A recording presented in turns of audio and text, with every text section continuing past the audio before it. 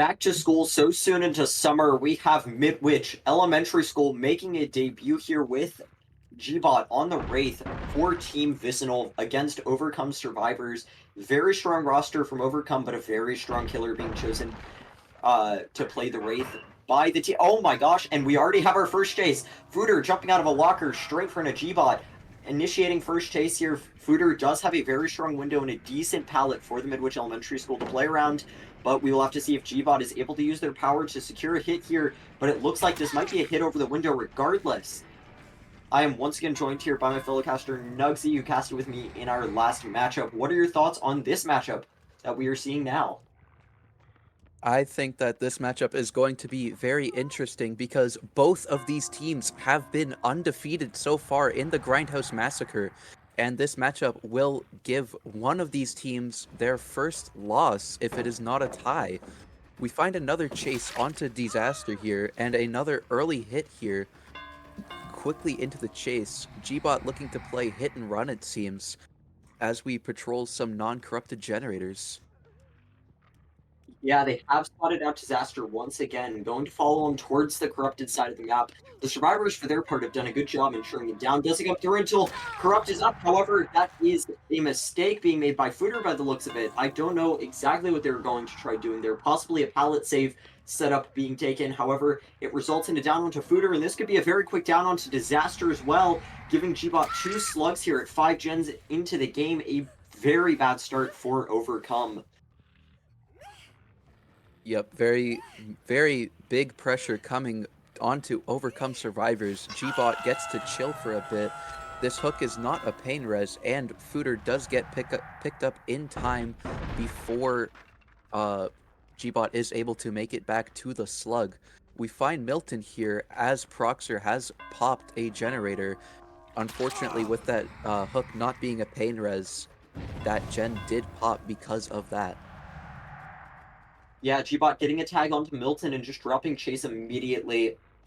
The survivors, for their part, have done a great job recovering from the 2 slugs at 5 gens. However, that may not matter as they've just been caught resetting, allowing for a 4-injury game here at 4 gens remaining. A very bad position to be in against the Wraith, as he can very easily snowball this and gain more pressure. Gbot, for their part, assumes that there's a survivor edge map here. There is. Milton is going to take the next down. Gbot not even getting a chance to kick this gen with Eruption before the down comes through into Milton. And Gbot finding themselves with 2 hooks here and possibly going for a pain resistance here, trying to see what the most completed gen is, most likely this courtyard gen. And the survivors have to take this so much slower than the start, as they cannot keep trading hits like this because it will eventually result in just a snowball of several survivors going down. However, it doesn't look like they were able to sneak by and manage to start resetting. Gbot does see scratch marks semi-close by to the hook just upstairs, but not quite able to find the survivor who left them. That could honestly be a saving grace for the survivors here. However, Fooder is spotted out in the same tile they were at earlier in the game, and they actually lead the killer straight to the reset. That is going to be a down onto Proxer, and now Gbot has eyes on all the survivors. What is happening here? This looks like a potential 4K at 4 generators remaining, as now with 2 survivors slugged and the final survivor alive spotted, it looks like even if a trade comes through, it will be D's on the floor and then Milton to play his life and try to save the game. Gbot able to cut off Disaster here, playing this palette very well, but if the hit happens here, a trade might not be able to come through. And for a potential of saving the game, we see Milton hit the second stage, and it looks like a trade might try to happen here as the fire tracker drops, but the blind will not come through. Trade comes through. Milton unable to get the body block, and it's up to him to save this game. Yeah, Disaster's name is pretty apt in this scenario, as this is not going well at all for Overcome. We do know this was the pick taken by Vicinal, so we could expect some confidence from them on this, but this is beyond just a bit of confidence. This is expertise we are seeing on the Midwich Elementary School, and it might not have been a good idea. Through our map picking and banning process, both teams had a chance to ban Midwich here, and it was not banned, and it might have been a mistake, as this map is decently complex for survivors to play around, especially against a killer like Wraith, where there's no visibility on this map. You can't see if he's right around the corner. So this is going to allow Gbot to play a very stealthy game, and the last chase of the game most likely on to Proxer here, who does eventually go down. An incredible performance from Gbot on the side of Vicinal. That was a very deadly mistake, with Fooder taking the Wraith right to the reset, able to have eyes on all 4 survivors, and that slug coming out very quickly. Very, very strong performance from Gbot to capitalize on that mistake and secure this 4K at 4 generators remaining once we find these 2 remaining slugs. Yeah, that's going to be... I don't want to say an impossible win condition, but it's going to be an incredibly difficult one for Overcome to play around. 4K5 does not appear very often on Wraith, as the survivors just need to pop 1 gen to make sure they don't lose this set, and then they can just pop a second to make sure they win it. I have no idea what we're going to be seeing brought by Overcome's Wraith, and what they can possibly try, what playstyle they can try to match this win condition. We had a similar situation in the last matchup between Valhalla and Sympathy, where Sympathy had to get a 4K3 to take a set, and we did see quite the build. I wonder if we'll get something similar to that, in which the build was Devour Hope, Crowd Control, Pain Resonance, and I don't remember the last perk, as a matter of fact. I believe it was Make Your Choice. Yes, make your choice, that is correct.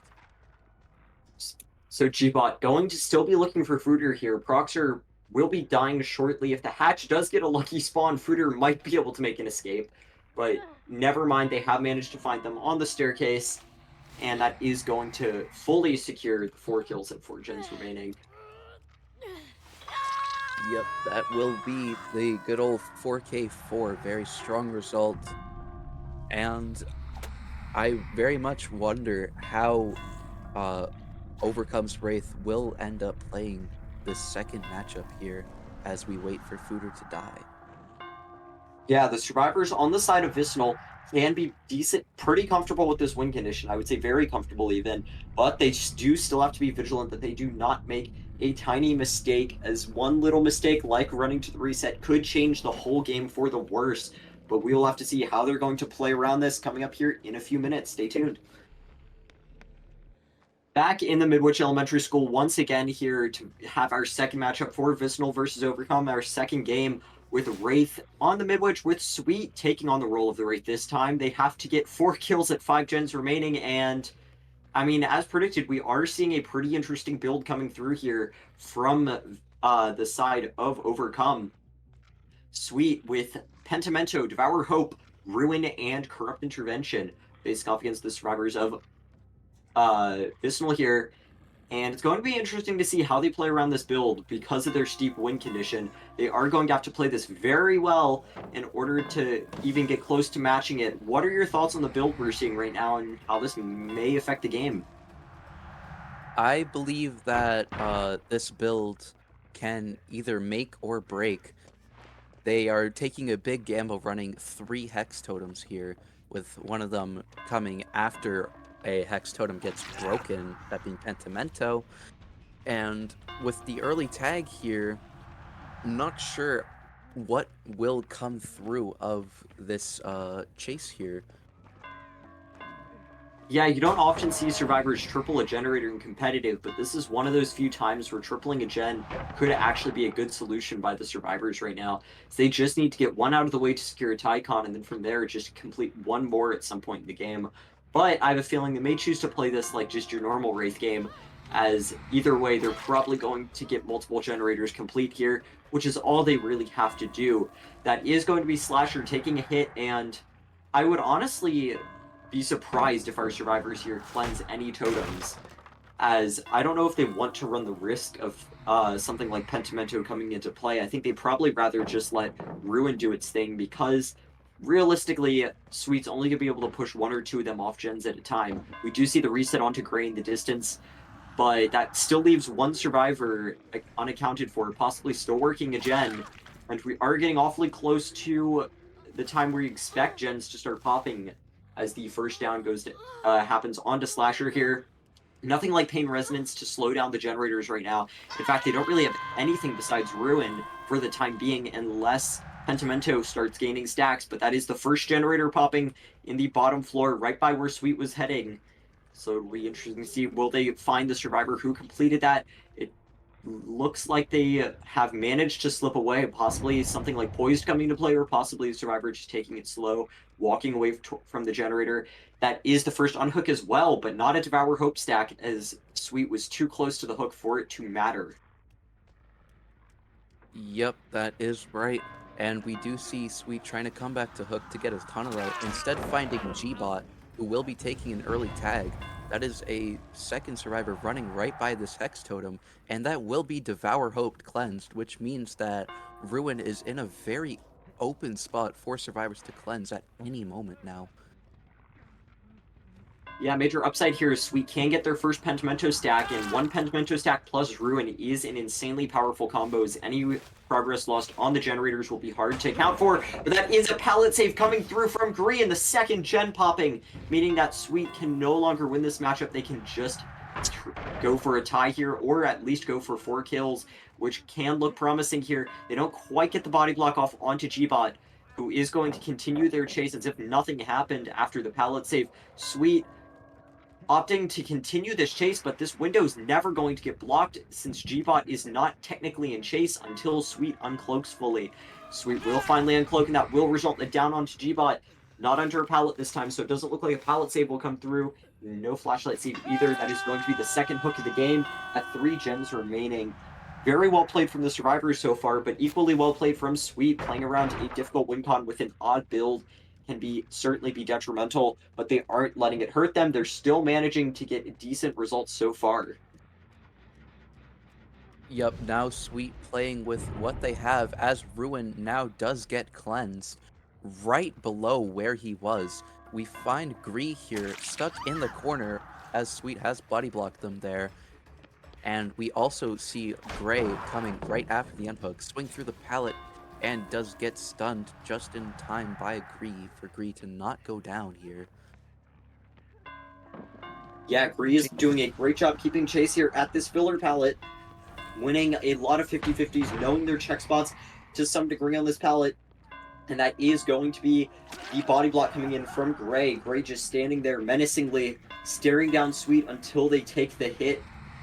Gree now has a very strong setup here, as it was not completely never mind, it was mostly destroyed during the chase against G-Bot. However, Gree still has this very strong window that they can keep playing around. Will they make another rotation back to the window? It looks like they will, and this will be the first vault on the window. They still have 2 more they can use due to the cloaking, not counting as chase, but Gree once again going to take it back to the window. I don't think they quite make it this time, but with a hit from Slasher, they certainly make more distance. Slasher, Sweet just has to take the hit onto Slasher. They're going to keep standing there, and they're just going to lose distance from Gree. It looks like they're taking the hit. Possible communication there from Gree to tell Slasher to get on the generator here, or else telling G-Bot to get off the gen. G-Bot taking a free hit here. 3 survivors injured, 1 healthy. We did see a similar scenario last game where this did turn into a snowball for the killer, so it's definitely possible.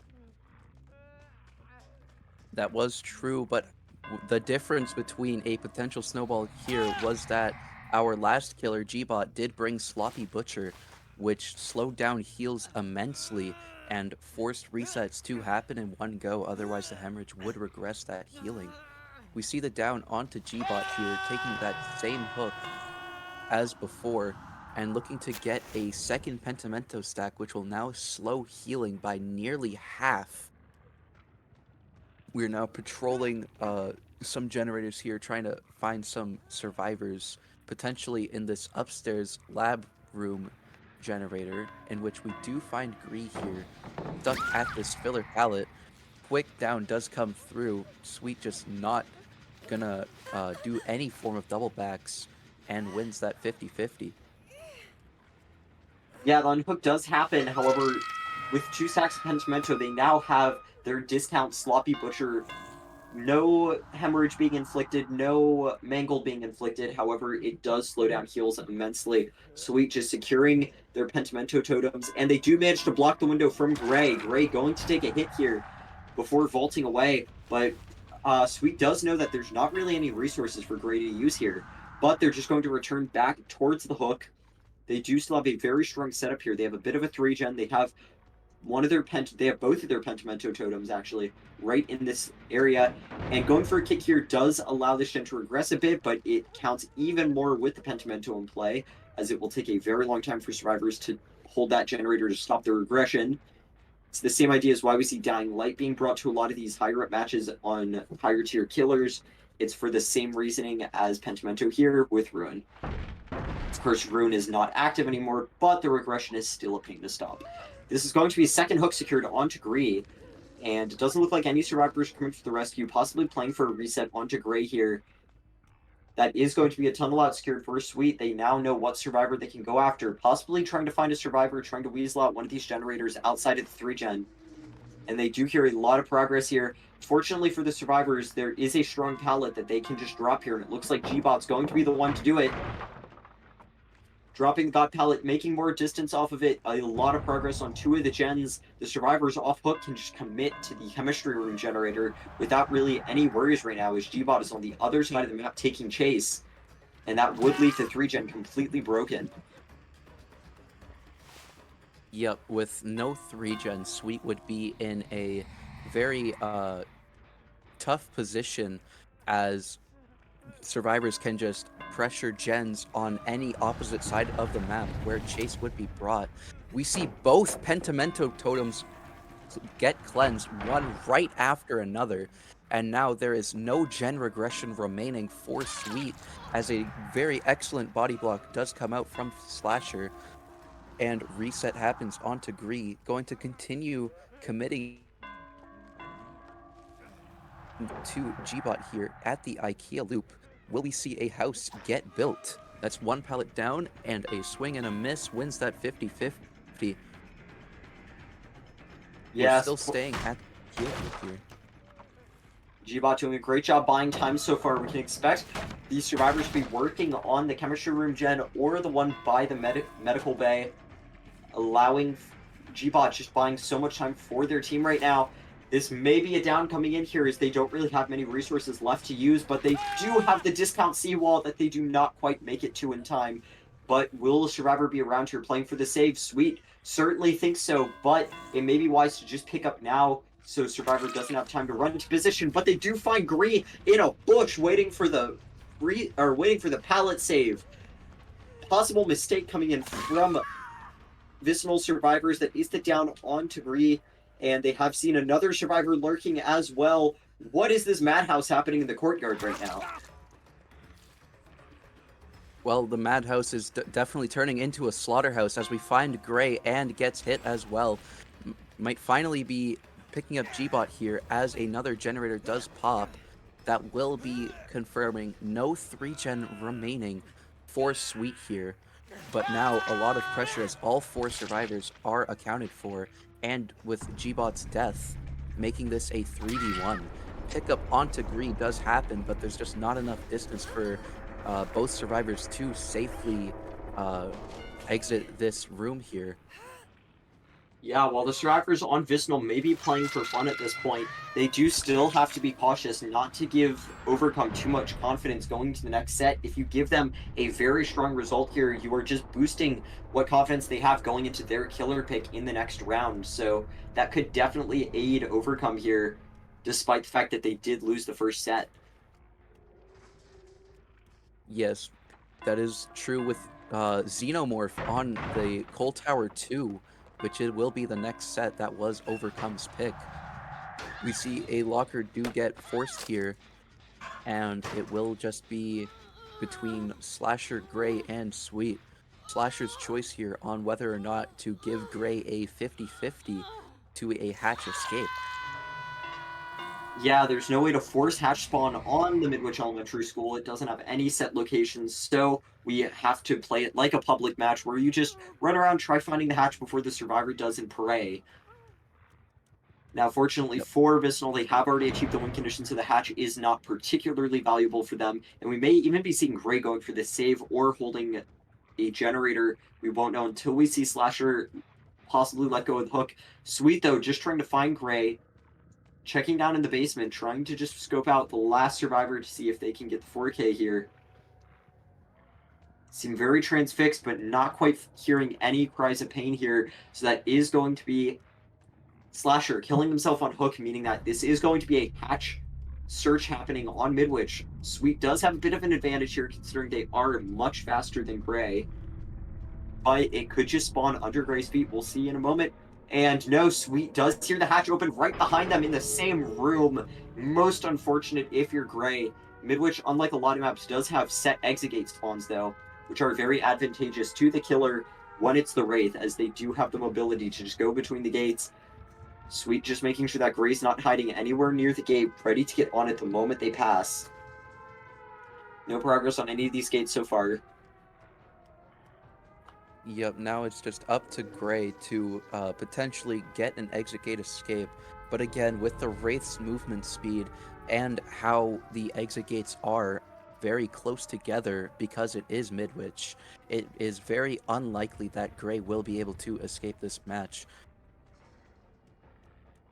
Yeah, just holding it out here, trying to just possibly play for C-Tech, where you hold the gate down until you get to the C, allowing for the killer not to know where you are, and it looks like that is exactly what Gray may try doing here. No, they're possibly going to commit. Sweet still checking the other X gate, but with Gray being injured, they can't hold on to it for too long. It does look like a C-Tech's going to be coming through. Sweet doesn't know that Gray already started that other exit gate. So we could actually be seeing an exit gate escape from Sweet, as they seem certain that Gray will be on this gate. But no, still don't see any lights on at the other exit gate. Gray playing this incredibly slowly. An advantage of Wraith being invisible is that they don't know when Wraith is checking on the exit gate, and now we see them coming towards the gate. They did manage to find Gray in time, and Gray either going to go down to the Wraith or the endgame collapse. Whichever of the two it is, that will still be 4 kills at 1 gen remaining. A very respectable result from Overcome's killer. Yep, 4K1, whether or not it was a set win or loss, is still a very strong result. It is just very unfortunate that a 4K4 did come out from Vicinal's killer due to some minor mistakes that did snowball from Overcome's behalf. But we will be seeing Overcome going into a set that we know they're much more comfortable playing, one that they have shown dominance in the past, that being the Xenomorph, specifically on Cold Tower 2 as well, as a matter of fact. So we know that they do have a fair amount of experience on this and possibly have the advantage going to the next game, but we will have to see when we are back here after a short break. Looks may be deceiving. We are not on the Comp Tower with our favorite kitty. We are instead on Comp Tower 2 with the Xeno Kitty, with Proxer taking on the role of killer for Team Overcome against the survivors of Vicinal, who put up a dominant performance in the Wraith set last game. However, it was still not incredibly that far off, as we did still see Overcome get a 4K at 1 gen remaining, so they can come into this match with plenty of confidence, especially considering this is their pick. We see the earliest pre-jump I have seen in ages being done, trying to prevent Proxer from getting too close to Gray in order to avoid that first hit. And what are your expectations from Overcome's killer here? After all, this is their pick, Nugs. First thing I see is the build. 3 Hex Totems, Devour, Thrill of the Hunt, and Ruin coming through with the usual pain res. I believe that if this gamble getting 3 Devour stacks pays off, it can prove very lethal towards Vicinal survivors here. But if the gamble does not work out and these Hex Totems get cleansed, then I'm not sure how this win con can look. Yeah, we do see the Thrill of the Hunt being run, which will just slow down any other totem cleanses, which can work out in your favor over something like Undying, which is, of course, banned for this tier, I believe. And it is a favorable option that we have seen run in the past. However, it doesn't matter, as that is Devour Hope being cleansed through the Thrill of the Hunt. Unlucky for Proxer, as they have 3 totems. One of them could have been the Thrill of the Hunt, which would have been perfect. Oh, wait. Oh, never mind. There goes the real line.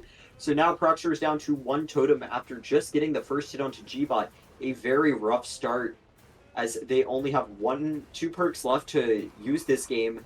And that's assuming Ruin doesn't get cleansed here in a few seconds, as its location is pretty insecure. We do hear footsteps come through for the pallet save, but it does not come through in time. Gree was just too far away, and that hook is a pain res as well. Now with just Ruin and pain res to work with as the gen regression for today's Xeno game for Overcome, we do find Gree run into where Slasher was working a generator. Trying to pre-fire a hit, it does not land. Bloodlust will now be going away. Slasher ready with balanced landing, and Gree now having chase at the main building. Very strong main building variation too for the survivors here. Yeah, it's something that we see on Cold Tower 2 a lot. This main building is very, very powerful, even compared to its counterpart on Cold Tower 1. It's the same main building, but its position is just really strong on this map. And we see the unhook coming through onto G-Bot. Proxer immediately trying to get the tunnel out here, as they had a decently rough start and need to get something going here. And they get a beautiful shot over the crates there, putting G-Bot back on the ground just as fast as they got unhooked. That was an insanely accurate shot. Just abusing those hitboxes like he was a Huntress player. And also, just another note, when Slasher was running to that hill before, that is where the Ruined Totem is, so they could have eyes on that Ruined Totem. We do find Gree over at this hill here, who might also be spotting this Ruined Totem. As a turret gets set up attempting to take away the power, it does not work out. And that is all 4 survivors accounted for, as we saw Gray rotating for the pole. Bloodlust comes in now. Hit will come through onto Slasher because of that Bloodlust. And now heading back to Hook, thinking that Gray will be getting that pole, but he is not here. Instead, resetting Gree. There's Gray coming in for the unhook last second. They will get it. Time Proxer content to just take the trade.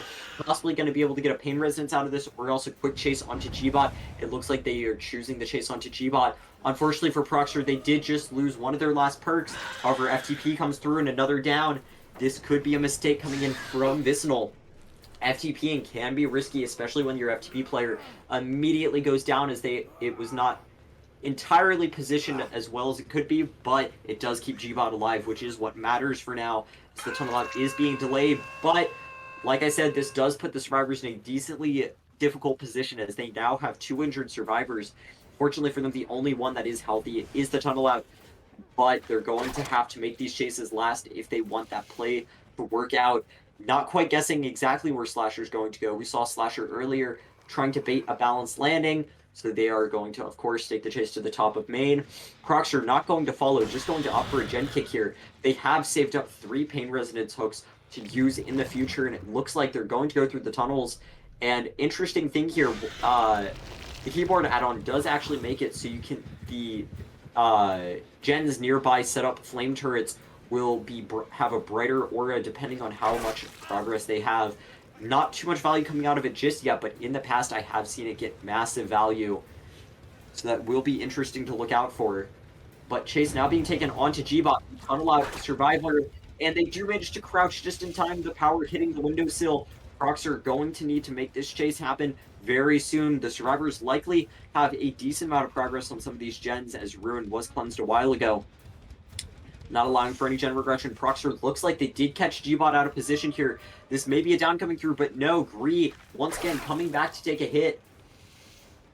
And now G-Bot has a bit more distance to play around. We know this seawall was dropped very early on, but it was not broken, so they do still have this God palette to play around. Mind gaming this is probably just not going to work on a player as strong as G-Bot. However, I've spoken too soon. Caster's Curse. G-Bot does go down on the active seawall. Who would have seen it coming? That is going to be a tunnel out at 4 gens secured for Proxer. Yep, now this is a 3v1 with that strong 3-gen over 10-11 main at and now with this 3v1, making sure that Vicinal does play at least a little bit slower in order to get some more gen progress out of this. As we know, Ruin is cleansed, so without Ruin, these gens will not automatically regress, but all three of the other Pain Res tokens are available between all three of these remaining survivors. As we patrol this 4-gen and see Slasher head towards the main building and play around this car pallet to gain some distance onto Proxer here. Heading Yeah, up Heading up onto the main building, a nice hit does come through. Slasher going to take the balanced landing, still keeping chase at the main building, but Slasher or Proxer will leave. We see that add-on value that you were talking about earlier come through as high progress on this generator is shown from the flame turret being nearby it. yeah. Now, it is worth noting that 3v1s are already difficult enough, especially when you already have 2 injuries on the board and 3 stacks of pain res ready to be used. So despite how early 3 of the perks got cleansed, Proxer may still have some luck here with the gen regression. All they need is just a quick down. Slasher just holding W. Already established that they are the balanced landing player, and they are going to keep reminding us of it by using this hill, using and abusing it. It is placed ideally for them. However, Proxer attempting to play around it, not quite able to, and that is going to be a lot of distance gained by Slasher. But it's worth noting the distance is being gained towards an active generator, so Proxer can pursue this safely. The aura is getting brighter and brighter, so they know this generator's progress is getting higher and higher, and they can just leave this flame turret around to keep giving them that info. However, a third generator popping in the distance outside of the protected generators, though, fortunately for Proxer, and not quite able to get the hit onto Gree. The hitbox just barely not there, but that should be the hit at the window. And Proxer, or Gree, going to have to play around this pallet perfectly. They do get the stun onto Proxer, allowing them to get more distance towards the main building. However, we do know that Slasher was on a gen buy here, so they are going to have to be a bit careful, but they do still have the downed car pallet to play around. We see Gray possibly trying to play for a save here, walking away from the active generator, and it has regressed almost all the way back down to nothing. Proxer still going to opt to take the hit onto it, but it will not accomplish too much as the gen already had very low progress as is, and they do still have to defend this generator. The flame turret is gone, not giving them as much information. Never mind, the flame turret is still there. The gen is just so close to being complete that it still looks vibrantly red. That is the down onto Gree, though, and that will be another use of pain resonance coming through. Yep, and we saw earlier that the main generator did pop as the second generator of the game, very much weakening this 4-gen into a 3-gen. We do see Pain Res come through onto that generator there, right by this Orman tile. And now I would believe that Slasher and Gray are on these middle and 10 generators here. Proxer at main looking for any survivors rotating for a pole. Very good spot to seek out any survivors that can be rotating based off of the way that this main has spawned in. We find Slasher just running straight towards the hill, pre-leaving that generator as we saw Proxer head towards their location. That is another survivor accounted for. Now we just don't know where Gray is, and in which I believe we just saw them at the main building here, trying to bait Gray to come for this trade. And it will come through. Gray going for a trade now. Trade comes through. Will we try and tunnel Gray here is the question. No, just going for a pickup. Now taking another pain res. I'm not sure which generator that hit, because I believe that did not hit that generator by the Orman tile. Might have hit the generator that Slasher was working over at 10. Yeah, it's going to be interesting to see. They do manage to spot out one of the survivors behind the hill. Will this result in a quick down, though? That is the question. As Slasher is running towards the unhook, they do manage to get it in time.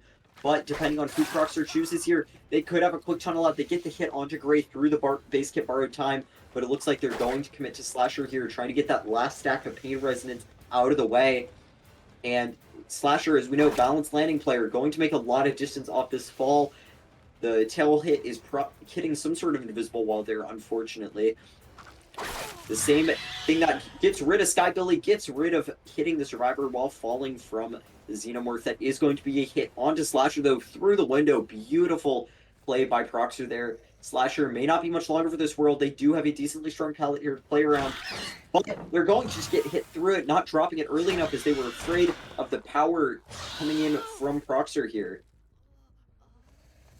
We do see a reset onto Gree in the meantime, which does mean that these two survivors are resetting somewhere. We should see a reset come onto Gray as well. There it is.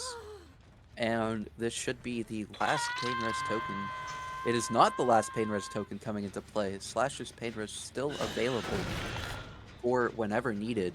We see the anti-3-gen come through onto that generator, and couple more kicks onto it, and it will no longer be able to be regressed.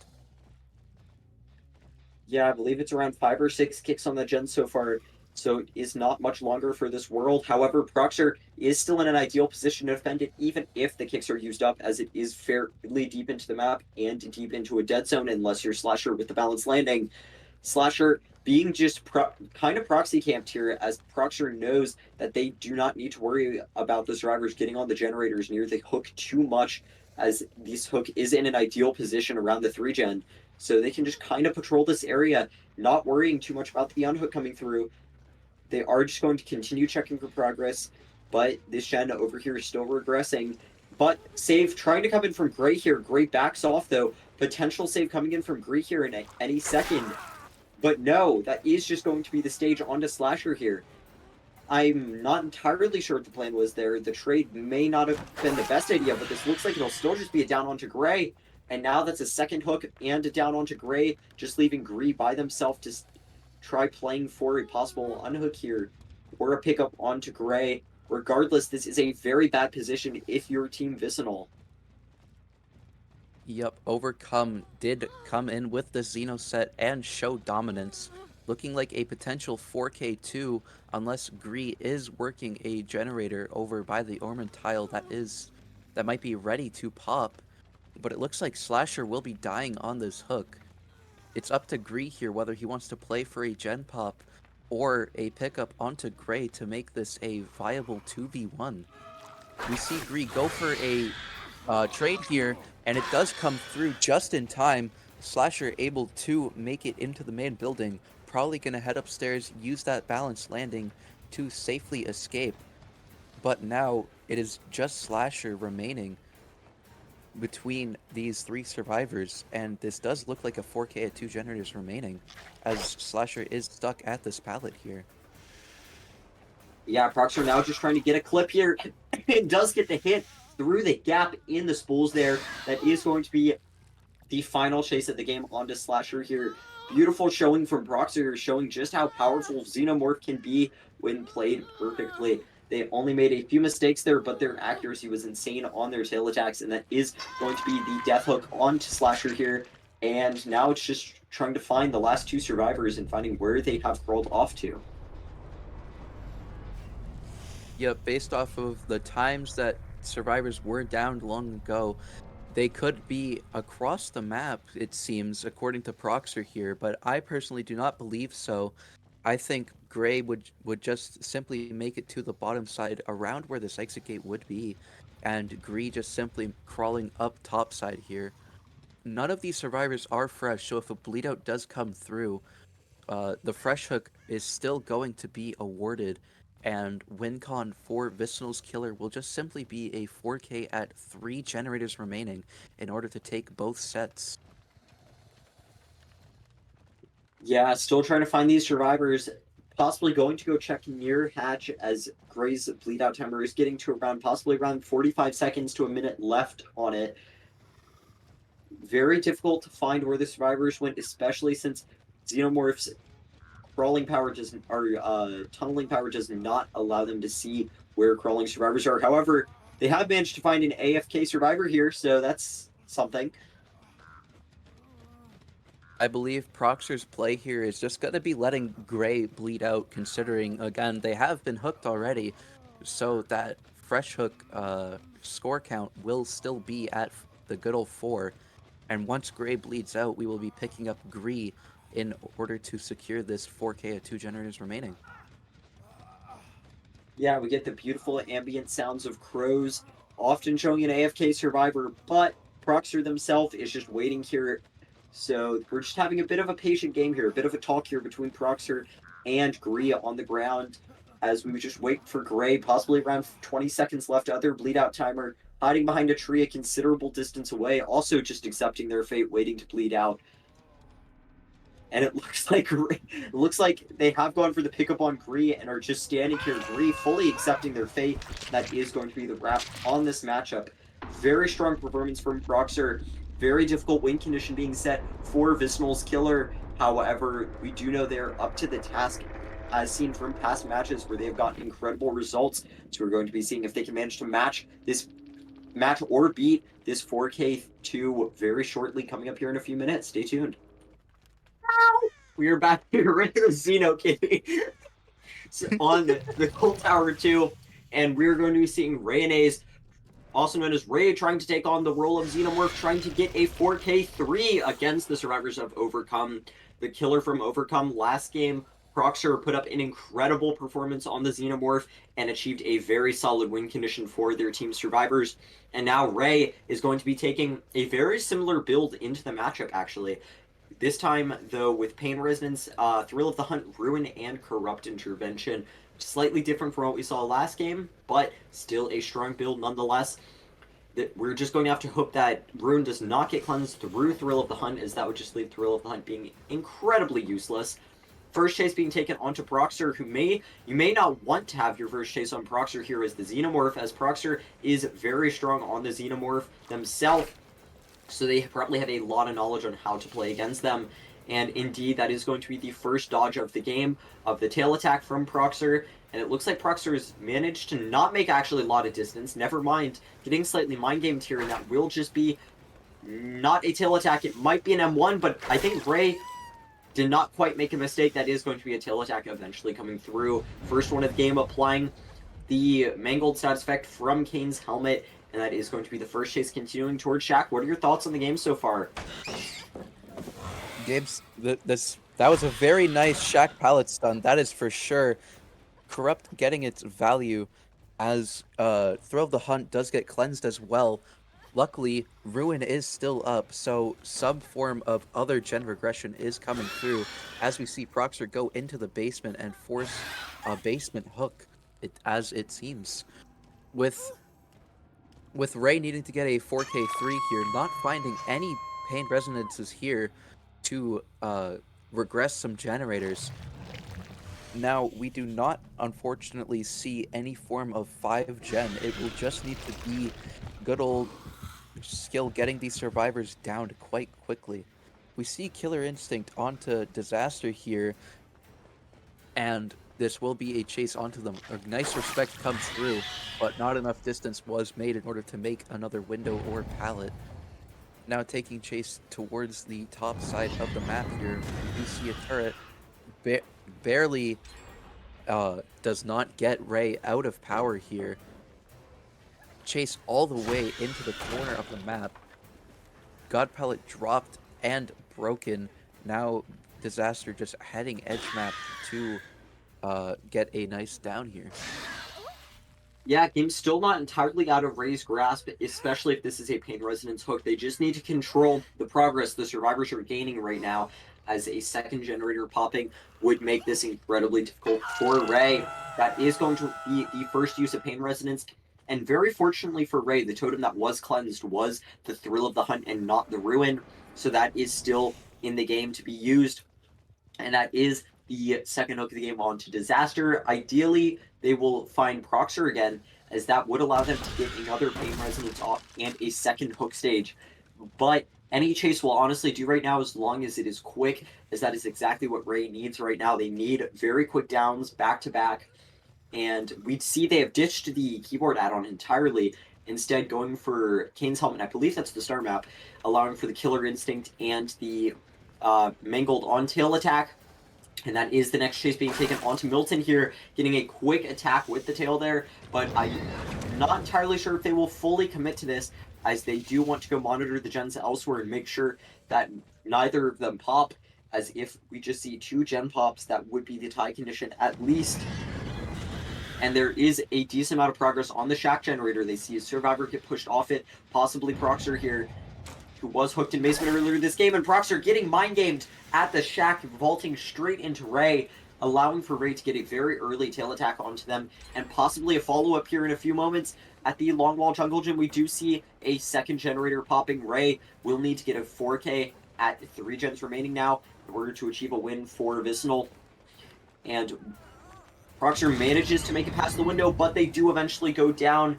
Taya just not quite able to make it in time for the body block, and this should be the second use of Pain Resonance onto Proxer here, and a tunnel out being secured as Proxer will reach their second stage.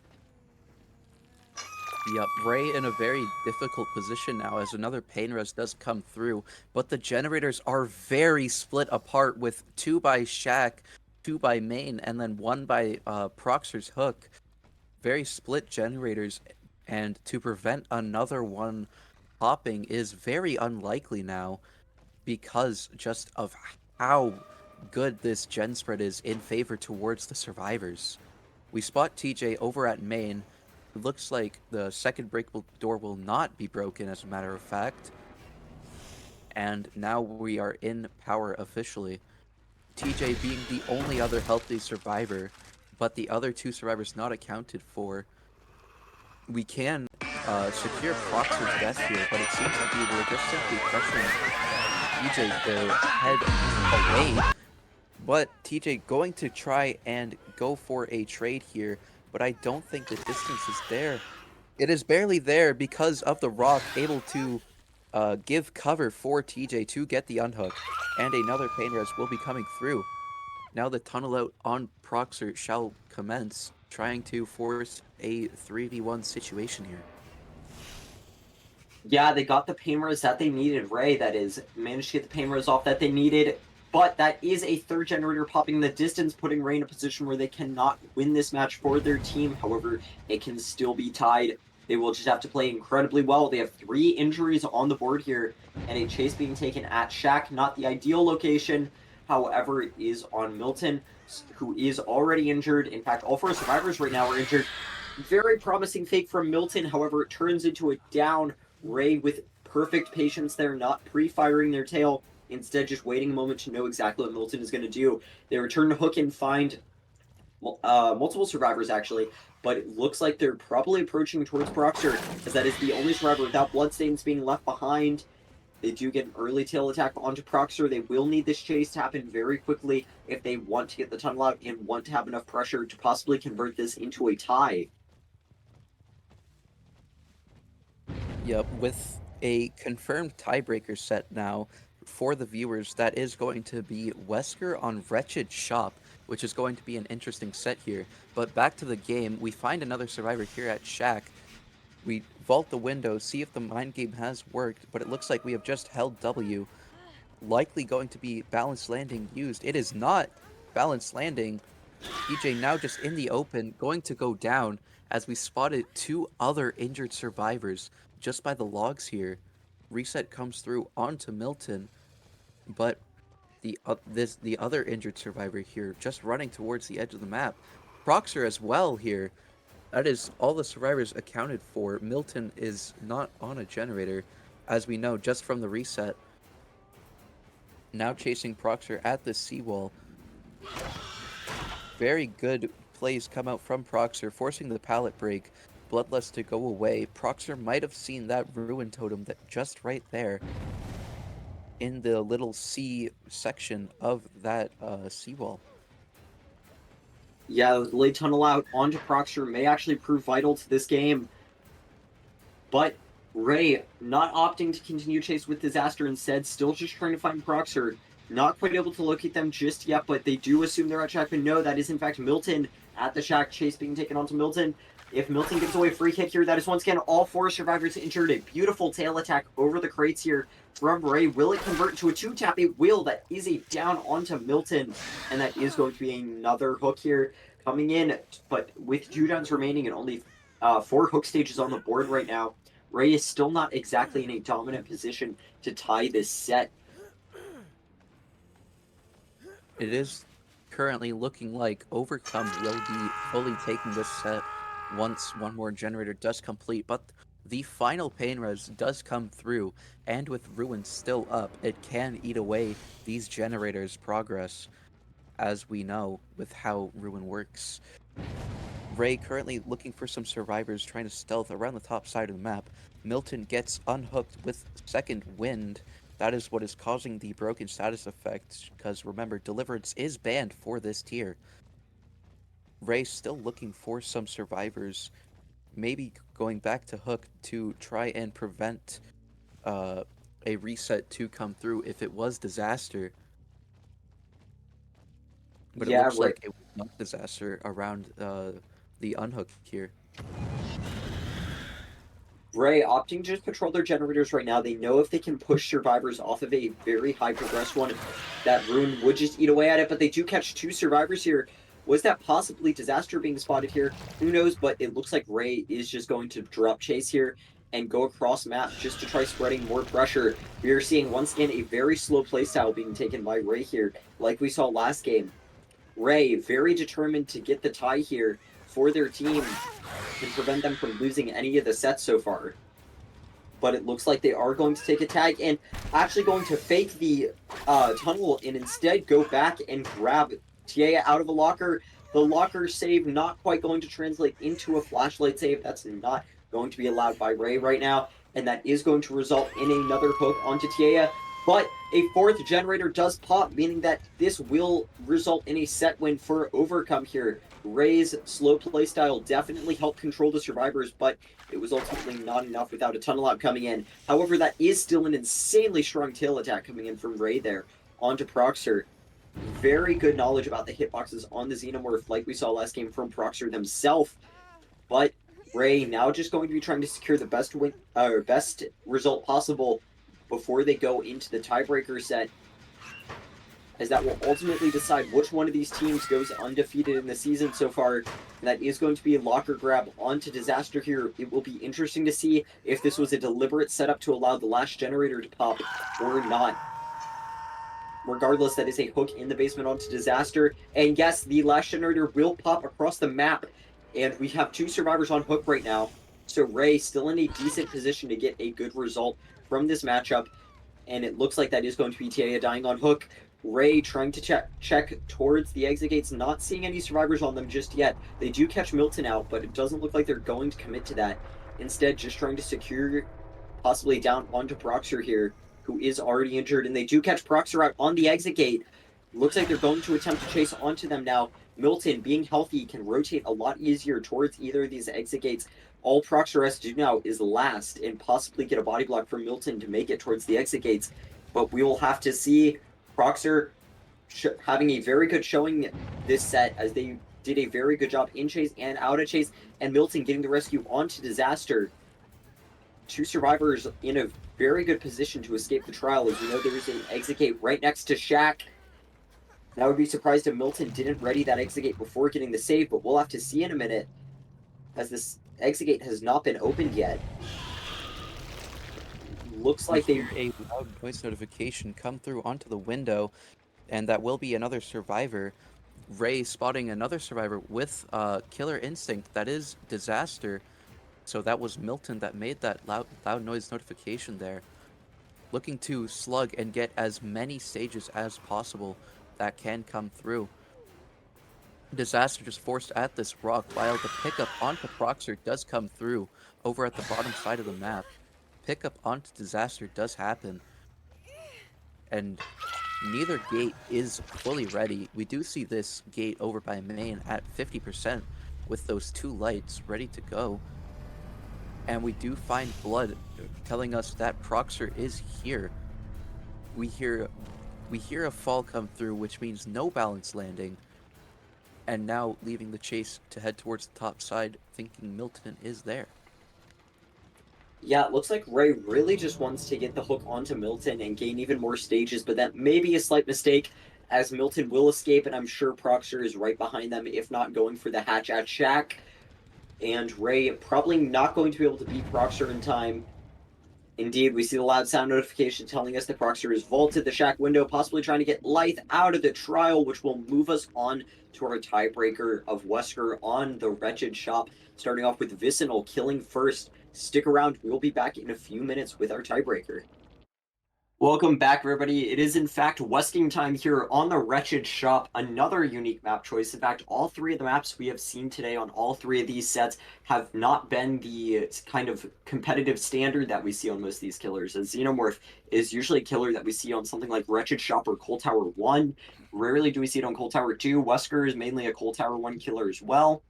And usually Wraith is Dead Dog Saloon. However, the teams decided to be unique with all three of these, and we're now seeing Wesker on the Wretched Shop, a fairly large map that can be hard to control. However, Gbot is getting a very early hit onto TA here, who's going to be taking the chase to Shack. Brutal Strength, a Wesker favorite, being taken, and breaking Shack pallet very quickly, and immediately catching up as well.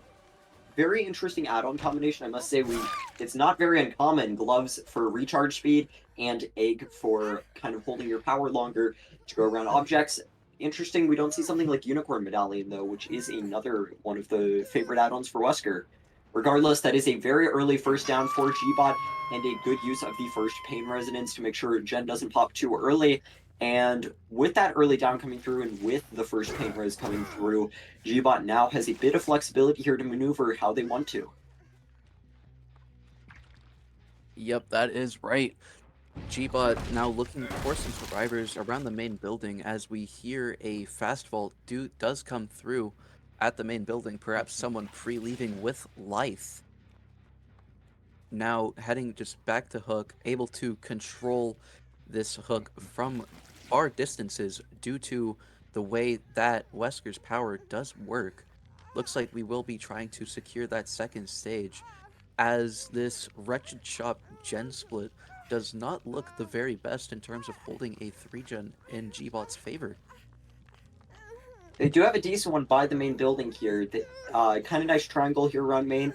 They have that one at mid that could be controlled, but outside of that, it is going to be difficult, especially if one of those is popped at some point. So it's kind of divided in half what 3-gen they could defend. They just have to make sure that main building does not get popped. And now that the second hook has been secured onto Taya, they are going to take chase onto Fooder here, who is going to dodge the first set of dashes. And we see two generators pop for the two stages that Gbot has secured. Gbot going to go back to Hook and try to prevent the unhook, or at least force it to be a trade with Pain Resonance. They do manage to cut off Proxer in time before Proxer can get the unhook. And with the recharge speed onto their power, they will have it back in no time. But they're just going to opt for a standard M1 onto Proxer here and head back to Hook. Should be a second survivor coming in. Indeed, we have Milton just barely dodging the dashes and managing to get the save kind of last second. But Gbot going to try securing the tunnel out here onto TA here. If this chase happens too quickly, this could be very bad for Overcome survivors. However, Taya does still have a lot of resources to use on this side of the map. Having to play around the main building, the highest priority gen for Gbot in this game.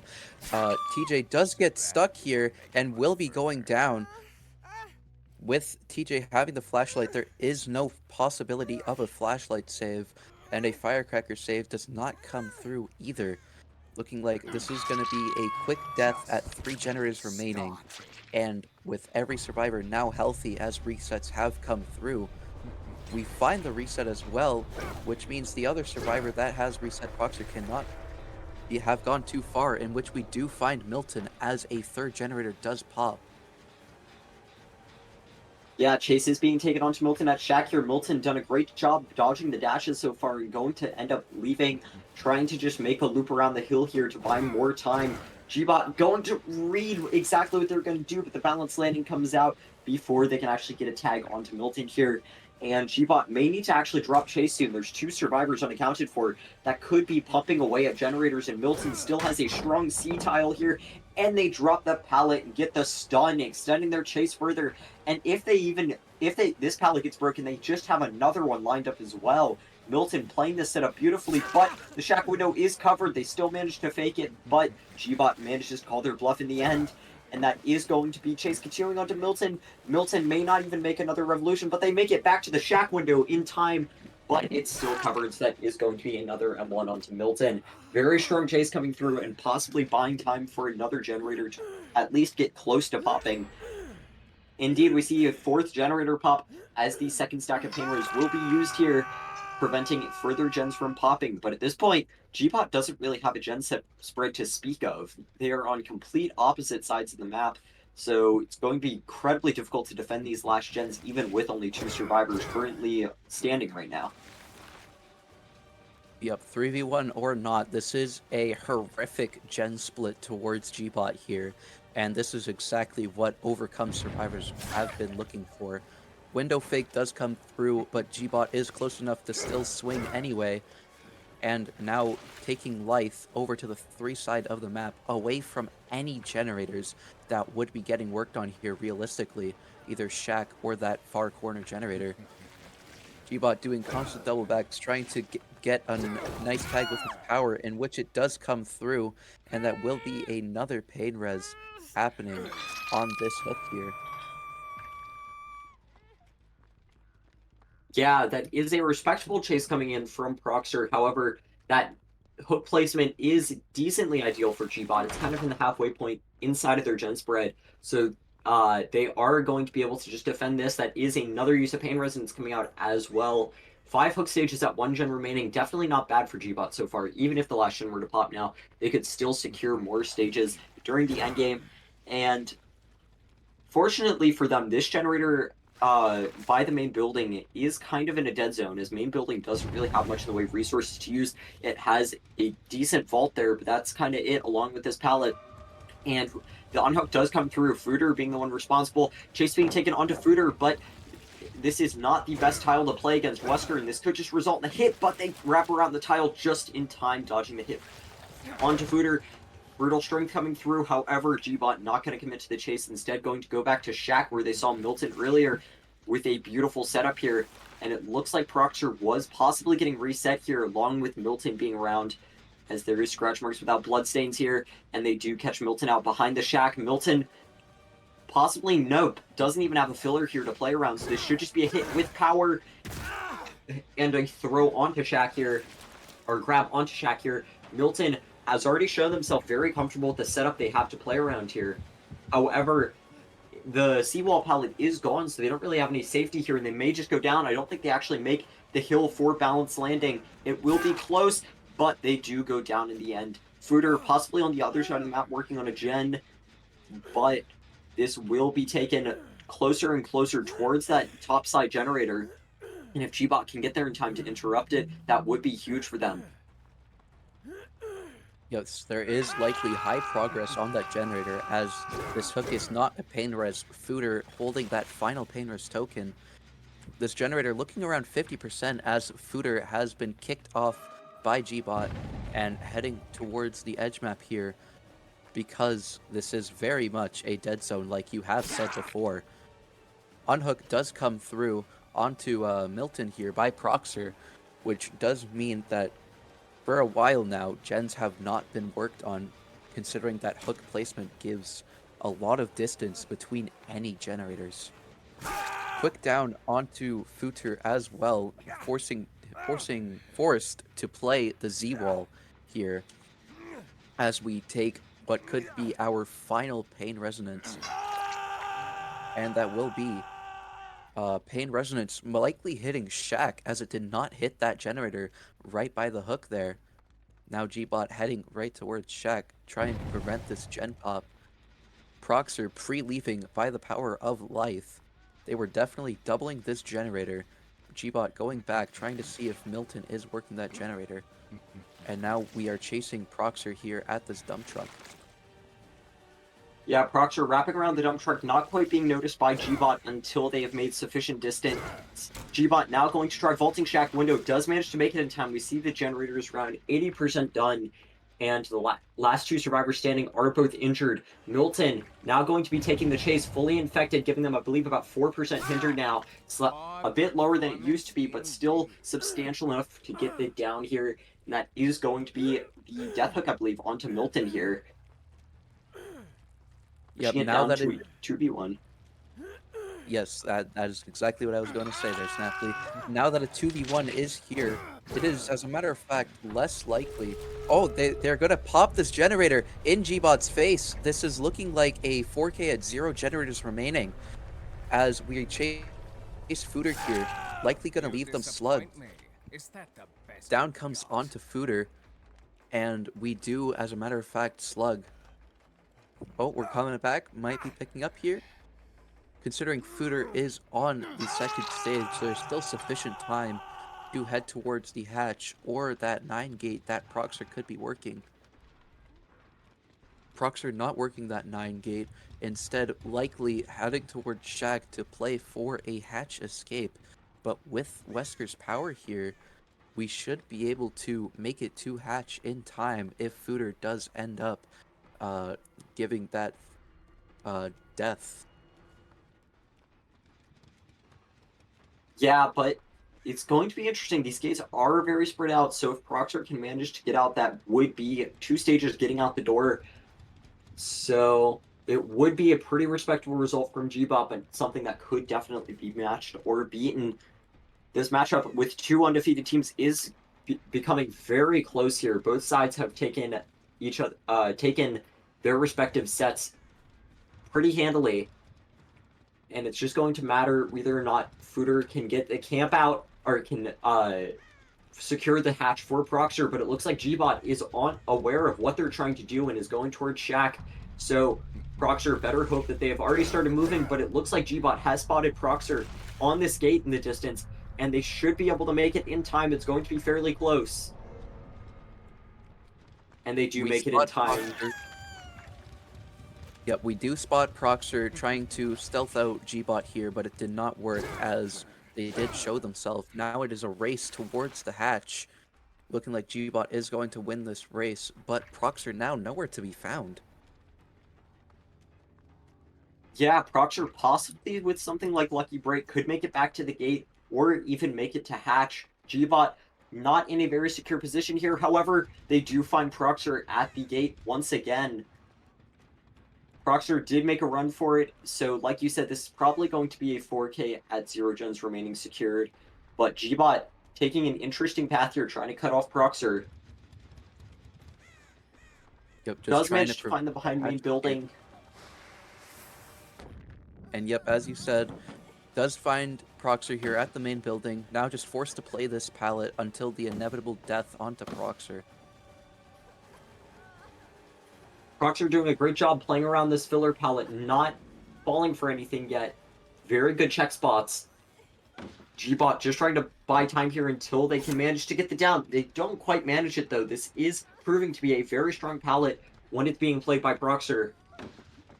Amazing patience. Not falling for Gbot's tricks.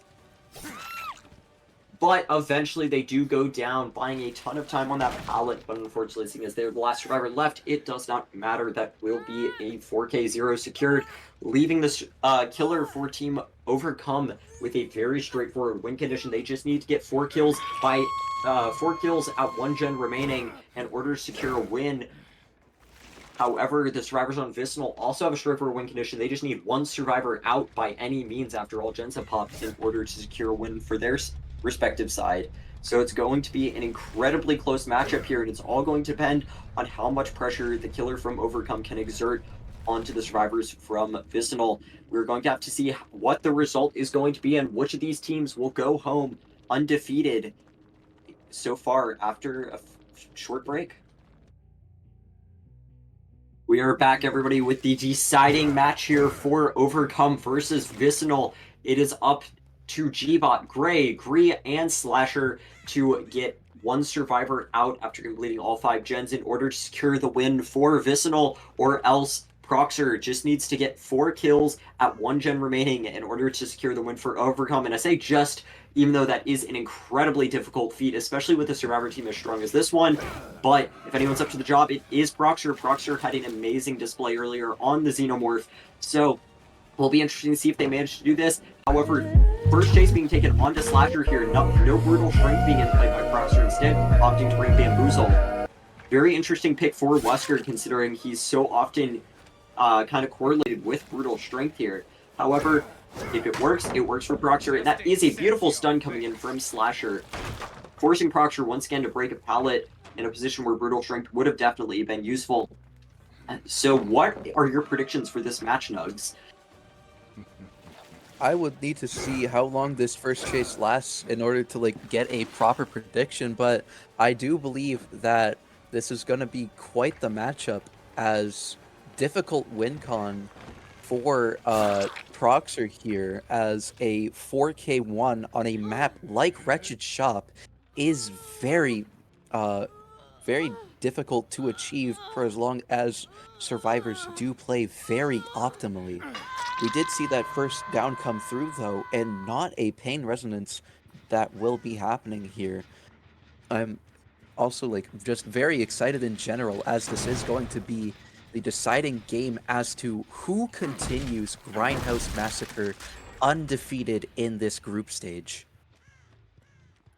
Yeah, we see the first generator popping, and Proxer possibly not using a pin res there just because they had the Pop Goes the Weasel ready, but we cannot be assured. They did use Pop Goes the Weasel on the main building. Short chase with Gray decides to drop it as we see a second generator pop in the distance. Not a very strong start for Proxer. Unfortunately, the first chase just took too long. Slasher had excellent skills there during the first chase. However, Proxer can definitely still turn this around, especially with their perk build in mind. Just a few good pain reses and a few good pops applied to the right scenario could change the game for them. However, it needs to start with possibly a second stage being secured onto Slasher here, as that would secure them an easy tunnel out. Well, I can't say easy, as that was a very strong first chase, but a possible tunnel out to secure a 3v1 as soon as possible. Yep, that is right. We find Gree here over at the main building with the window already bamboozled. Power hit will be coming through right by the hook as well, preventing anyone else to safely get the rescue, as Green now needs to take this chase away. Proxer, I believe, does see someone rotating for the unhook. Yes, Gray is there with a body block, but does believe in Slasher to keep Chase alive. No scratch marks to be found in this tile, looking like it was lucky break, perhaps. It was there, but a quick down onto Slasher, making this a quick 3v1 as a third generator does pop in the distance. Yes, and this should be Proxer's use of pain resonance coming through, as this game is brought down to a 3v1. However, like we said last game with this gen sprint that Gbot had, this is not ideal for Proxer. You have two generators topside and two bottom side as far apart as they could possibly get. And on a killer like Wesker, whose mobility is not necessarily the greatest, this is going to be incredibly difficult to hold. Very good dodges coming off from Gray there. However, Proxer does still have about half their use of Pop Goes the Weasel left. They need to find a place to apply this in order to get the most impact. It looks like that place may be the main building generator. However, they do get distracted by a chase onto Gree here, who is already injured. A down onto them could be a use of pain resonance coming through. Accidentally saying team names now, and that is an excellent mind game coming through, allowing for a quick down onto Gree. And this should be a use of pain resonance, possibly clutching one of these generators from popping. It will be close, as we saw plenty of progress on some of these gens. Proxer deciding to go for the pain resonance hook, and they do make it in time. However, this isn't actually pain resonance. This is just a normal hook. Proxer not being blessed with RNG this game by the looks of it on the pain resonances. However, they will apply the Pop Goes the Weasel onto the main gen and scat out their next chase. As it does seem to be that there aren't any pain resonance hooks on the 3 side of the map, but instead just all around the 9 side of the map, which does cause that generator to pop in the distance. Now with 2 generators topside and 1 generator all the way on the opposite side of the map, this 3-gen is going to be very, very difficult to hold, and we may just need to see a snowball get created by the help of either Vicinal's mistakes or Proxer's excellent Wesker gameplay. Yeah, Proxer does get the vault right in front of Gree. They do need to get this down very quickly and pray that it can be a pain res in order to stop the main building generator from popping. It is going to be incredibly close. They swing through the pallet, but Gree was expecting it and manages to get the stun. Not good news at all if you're Proxer.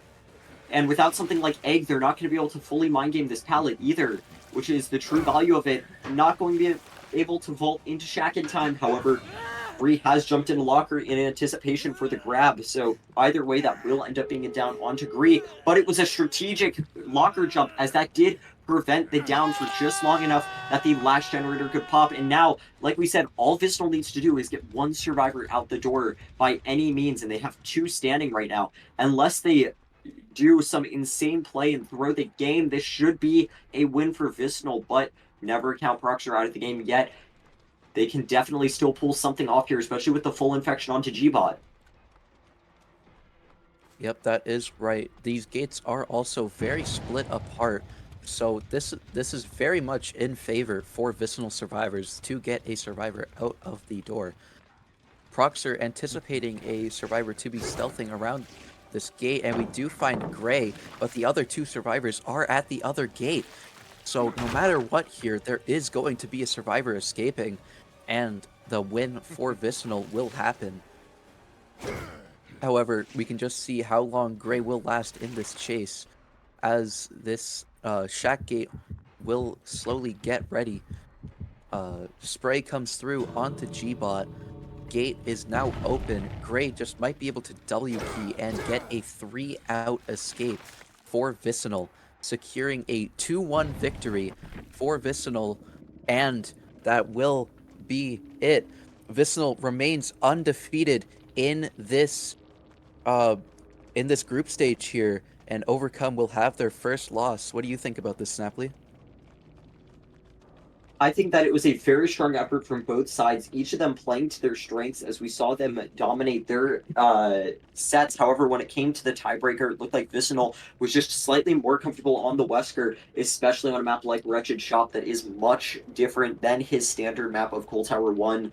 So in the end, it will be Vicinal walking away with the win, but Overcome still in a very dominant position in their bracket, as this will only be their first loss, so they can definitely still keep winning and make it further into the league.